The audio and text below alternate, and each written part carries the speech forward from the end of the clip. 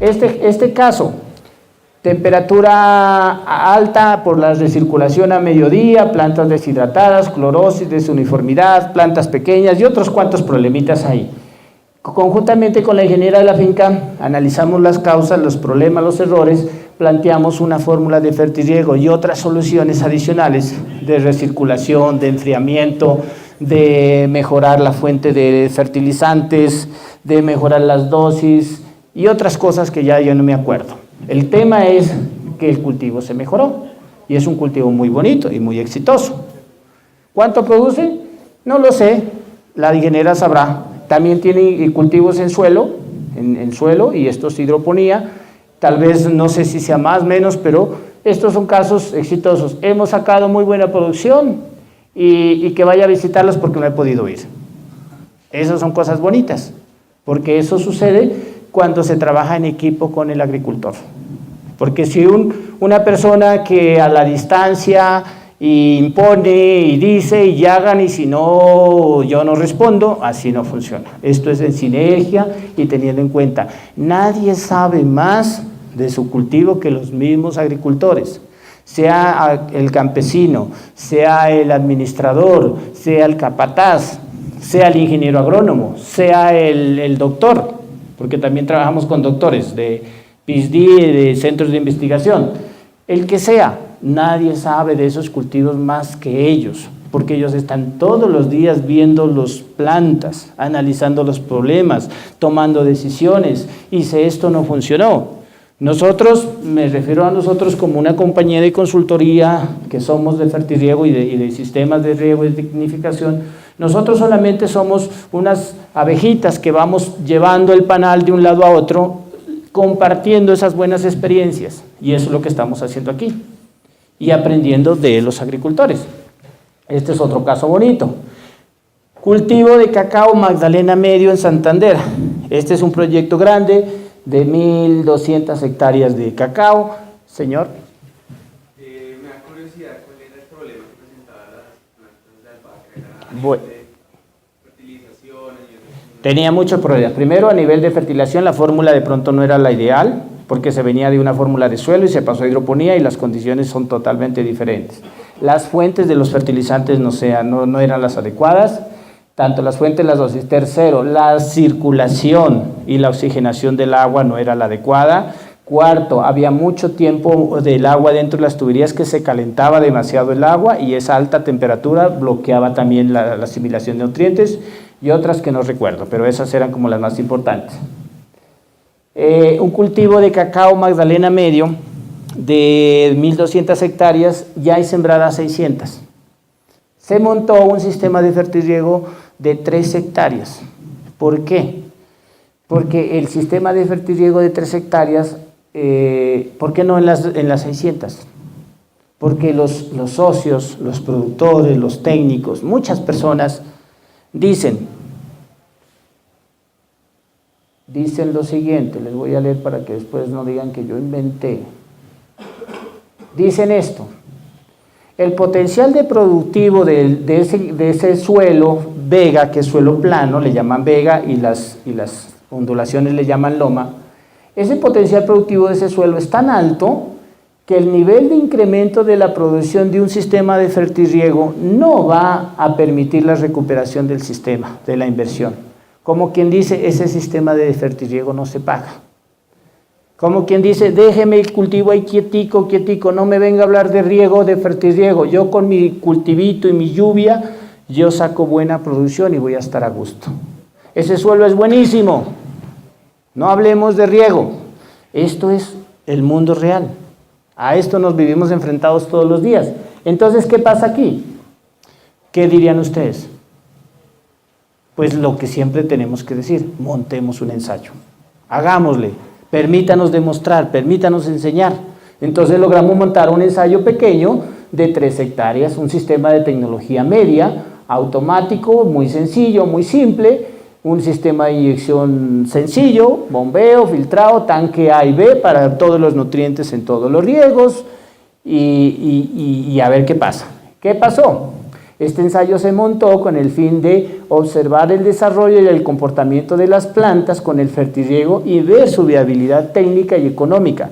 Es que el valor promedio de un sistema de riego para este cultivo por goteo cuesta 10 millones de pesos por hectárea. Para 1.200 hectáreas son 12.000 millones de pesos. No es cualquier tontera de dinero. Y si vamos a hacerlo en 600, son 6.000 millones de pesos.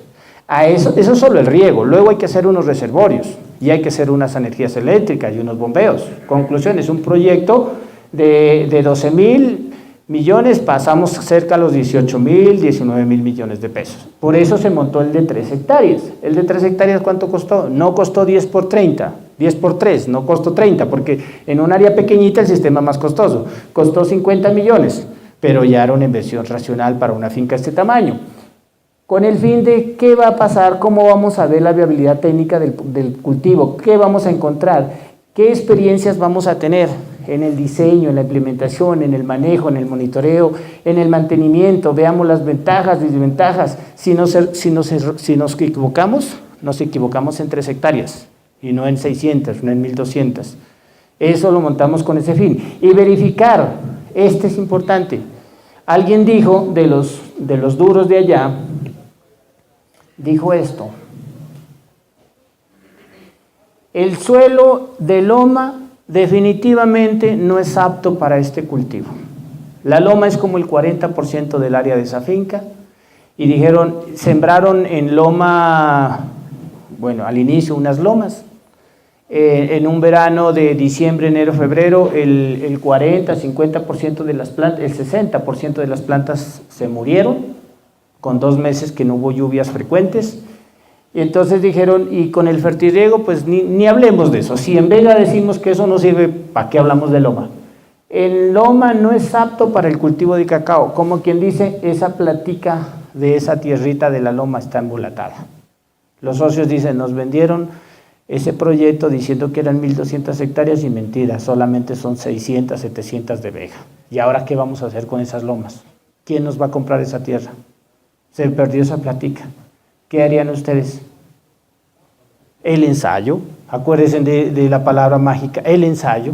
Entonces pusimos el ensayo en Vega y en Loma, y vamos a demostrar que a través del tiempo que sí es viable. Entonces verificar que en Loma sí genera efectos importantes en las plantas.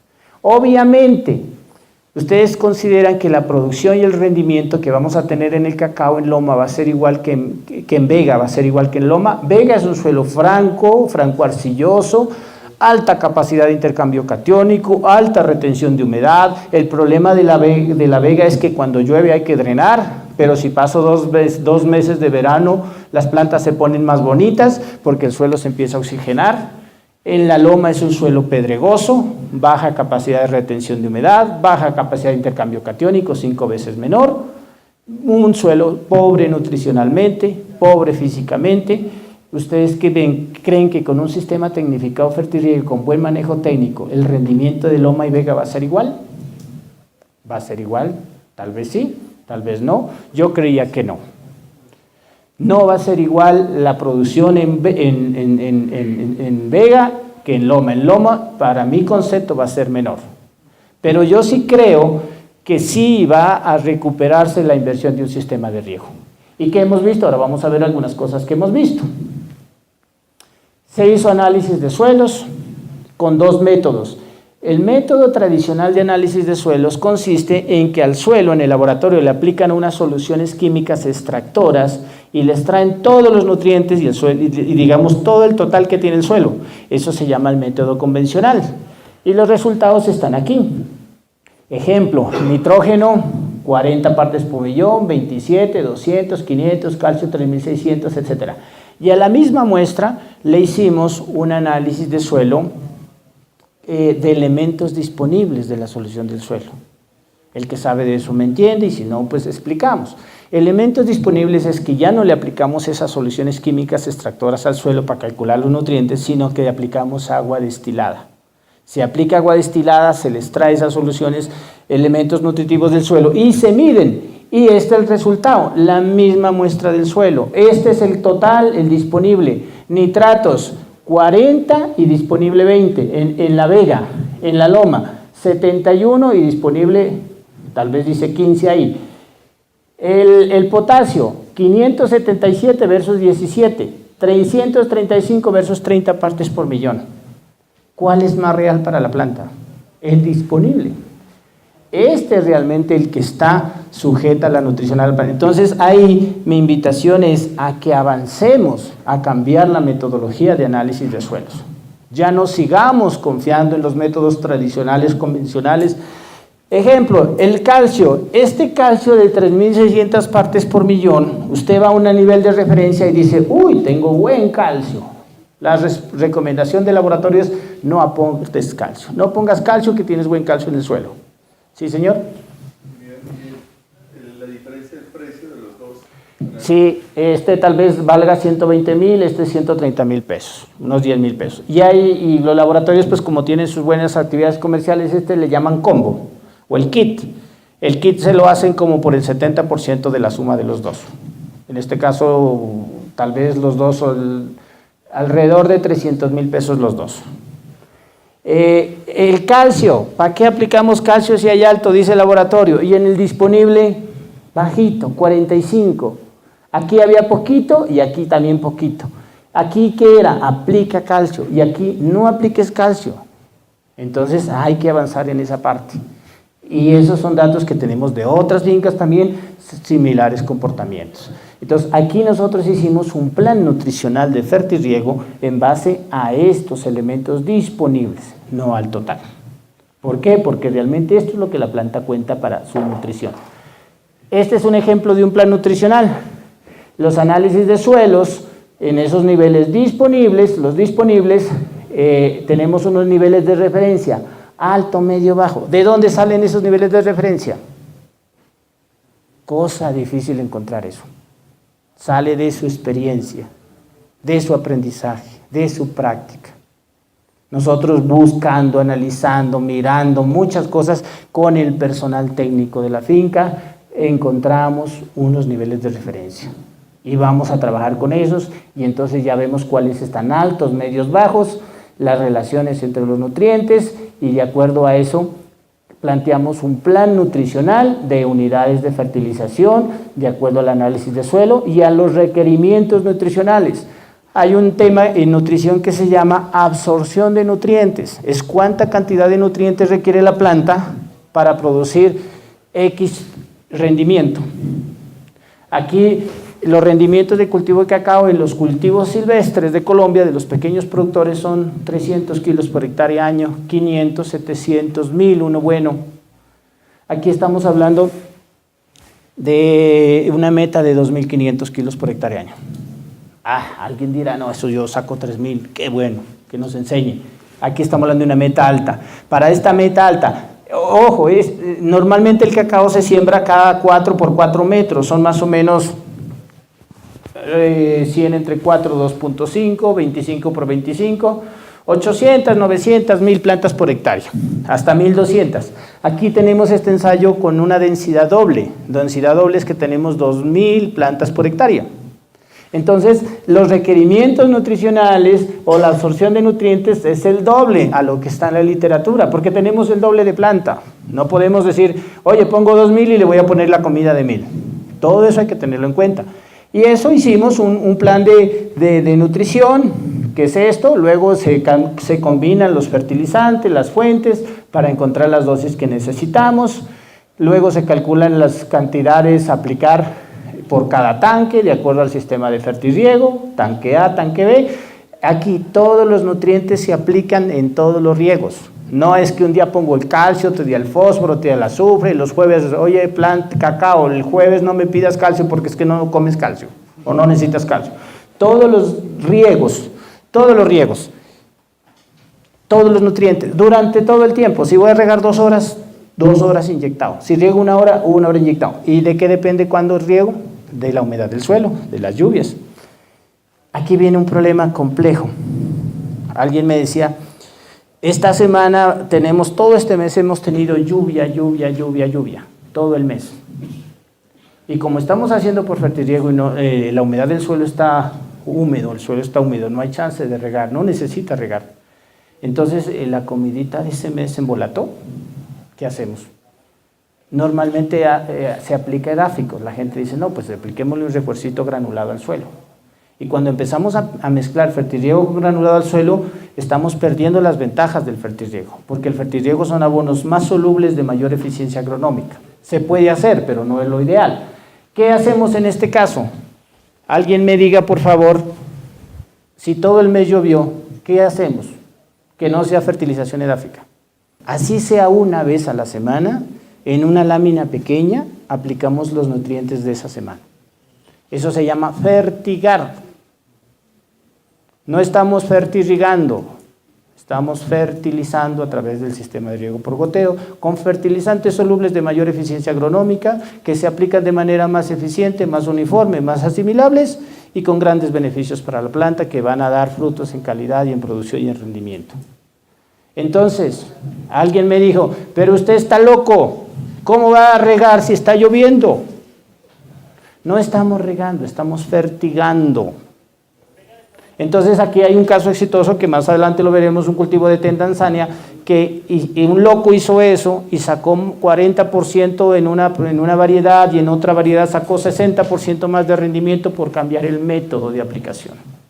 Entonces ya no hay esa excusa en Colombia de que porque es un país que llueve no necesitamos sistemas de fertirriego.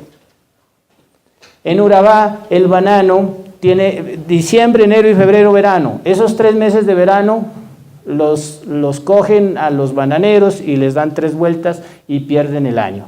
Y justo en enero, febrero, marzo, donde sacan la mayor producción del año, pierden el año si hay veranos fuertes. Y muchos han perdido. ¿Qué hacen ellos? La mayoría de ellos.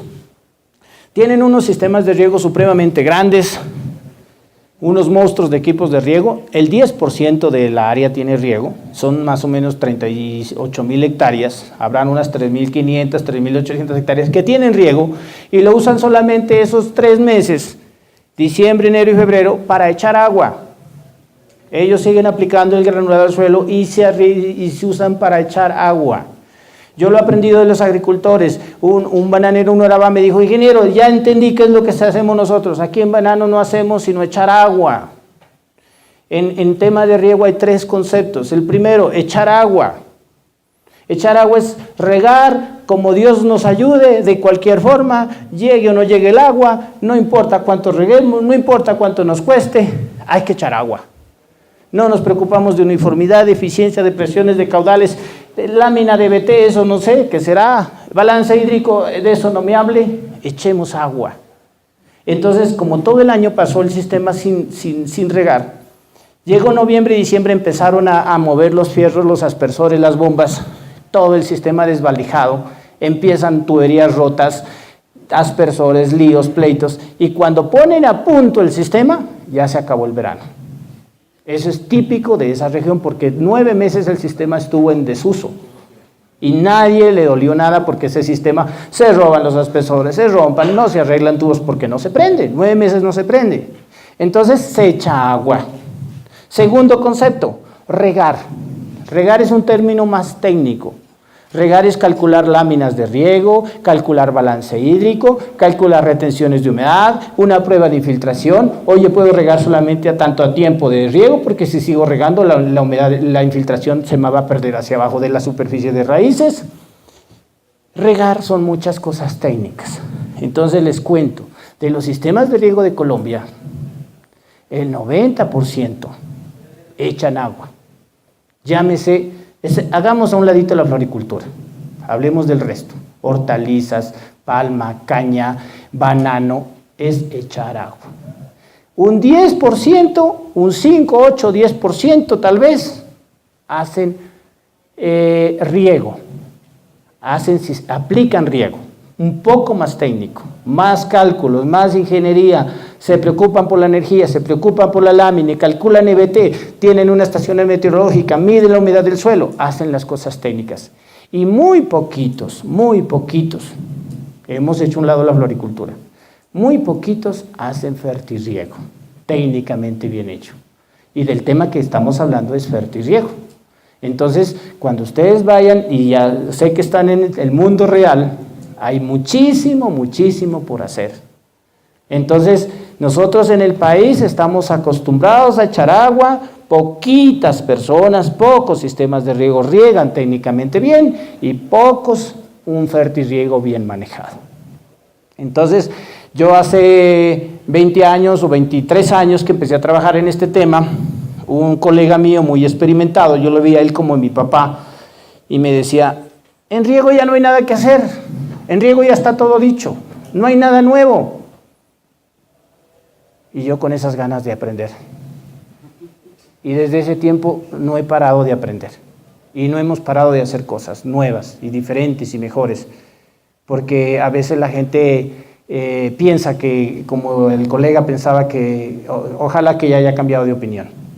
Por lo menos no fue impedimento para que yo aprendiera todo el tiempo.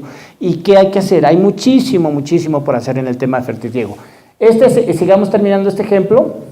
Luego vino, este es el doloroso, el de los gerentes financieros, el presupuesto. ¿Qué problema que es el presupuesto de fertirriego en las fincas? Porque los cultivos tradicionales están acostumbrados a utilizar fertilizantes edáficos de buena calidad, de los que sean, pero los costos de fertilización ya están estandarizados. Ejemplo, los cultivos de banano no pueden pasar de 4 millones de pesos hectárea año, y el que diga que va a poner 5 está botando la plata. Y el que diga que va a poner 3, el agrónomo que le dice voy a poner 3, el gerente le da un premio, porque 100 hectáreas por 1 millón son 100 millones que le va a ahorrar al año. Es una finca chiquita de 100 hectáreas. Entonces, cuando empezamos a pasar fuentes simples a fertirriego, edáficas a fertirriego, y los presupuestos se suben porque estos fertilizantes son más finos, más costosos, más solubles, etcétera, etcétera, etcétera, más eficientes, ahí vienen los líos. Entonces, si yo voy a poner un sistema de fertirriego y voy a amarrar a poner las plantas a aguantar hambre, porque es que no quiero gastar en fertilizantes, sean químicos o sean orgánicos, biológicos, porque por fertirriego también se puede manejar estos productos orgánicos, biológicos, yo les digo, mejor ahorres en esa platica, no inviertan, esperen que llueva, y sigan haciendo como van, pero no esperemos tener un sistema de fertirriego para ahorrar dinero en fertilizantes. Podemos ahorrar si los suelos son salinos y hay que hacer un análisis y estamos sobre fertilizando, sí vamos a ahorrar. Pero si comparamos dosis de nutrientes edáficos, fertirriego, este es un tema más costoso. En banano hicimos un análisis muy detallado donde solamente el incremento del presupuesto fue del 15%. De 3 millones subíamos como a 3 millones y medio. Por cambiar las fuentes con las mismas dosis. Y hicimos un análisis de costos. Con incrementar 1% en la producción, recuperábamos el 15% en los fertilizantes. ¿Será que no podemos incrementar 1% en la producción haciendo bien fertirriego? Entonces, nosotros vamos aplicando tenemos previstas, calculadas, presupuestadas unas dosis de aplicación de nutrientes de acuerdo a la etapa fenológica de la planta. Una etapa inicial, una etapa de desarrollo, una etapa de producción. Esos son los requerimientos que son diferentes de acuerdo a la planta. Esas son unas dosis que ya nosotros las tenemos calculadas, estipuladas y estimadas. Ahora la pregunta del ingeniero es, ¿cómo las aplicamos si está llueve, que llueve, que llueve? Entonces, la recomendación es, al menos en un riego por semana, en un día que no llueva, o tal vez 2 días que no llueva, porque no todos los días llueve, en una lámina pequeña de riego, al menos de 1 milímetro, el sistema de riego, depende del sistema, 1 milímetro puede ser 20 minutos, media hora, 1 hora, aplicamos la dosis prevista de esa semana. Es decir, si yo normalmente riego todos los días, mi conductividad eléctrica fue de 0.5 milisiemens por centímetro y voy a aplicar el de la semana concentrada en un solo riego, serían por 6. Normalmente los domingos no riegan, debería regarse. Póngale por 6 días. 0.5 por 6 me va a dar una conductividad eléctrica de 3. Uy, esa conductividad me va a quemar las matas, me va a quemar las raíces, pensamos. Pero resulta que el suelo está lleno de agua. Casi saturado, dice el ingeniero. Esas 3 que está saliendo en el gotero se va a diluir con toda esa agua que está en el suelo, que tiene una conductividad bajita, y ya no hay tal cuento de que la conductividad es alta. Cuando se diluyó con lo que el agua que está en el suelo, esa conductividad va a ser 0,4, 0,5, 0,6. Esa es la propuesta que hacemos, ingeniero. Fertirrigar en una lámina pequeño al menos un día por semana. En Urabá me dijeron, usted está loco, ¿cómo nos va a proponer eso? Tenemos el sistema de riego 9 meses al año parados, no lo usamos. ¿Cómo nos va a obligar a prender las bombas? ¿Y la energía? ¿Y el bombero? ¿Y cuánto nos cuesta eso? Buena pregunta. Alguien me dijo, ¿cómo va a regar? ¿Cómo va a regar más si el suelo está inundado? Vamos a inundar el cultivo. Les pregunté, ¿cuántos milímetros llueve en un aguacero en Urabá? Alguien me respondió, 80. En un aguacero en un día, 80. ¿Cuántos milímetros vamos a aplicar? 1. Entonces, ¿de qué hablamos de inundación? No hay tal inundación, no hay tal saturación. Vamos a aplicar en 1 la dosis de la semana. Entonces, hay muchos paradigmas en esta parte que tenemos que irlos analizando, pero sí es posible. Y lo hemos hecho en muchos cultivos y lo estamos haciendo. ¿Cuál es el objetivo? Tratar de no utilizar lo mínimo de áfico. ¿Por qué el fertirriego es mejor? Porque se aplican más frecuente, más solubles, de forma más uniforme, con un pH ideal y muchas otras cosas que en el camino iremos viendo. Este es el tema de los presupuestos y ahí hicimos un sistema de monitoreo y obviamente esto es lo que yo les decía, que los escepticismos, resistencia al cambio, en todo lado lo van a encontrar. El día que ustedes no encuentren esto, preocúpense. Siempre van a encontrar personas, empresas, entidades, conceptos que no les dejan avanzar. Pero ¿qué hay que hacer? Hay que demostrar con hechos. Hay que invitar a la gente que nos permitan hacer hechos para demostrar. Si no tenemos hechos, no podemos convencer. Los hechos se demuestran haciendo las cosas. Yo vengo a hablar aquí pues porque es una conferencia, pero esto lo demostramos en campo con hechos, con los ensayos, con los trabajos. El cacao...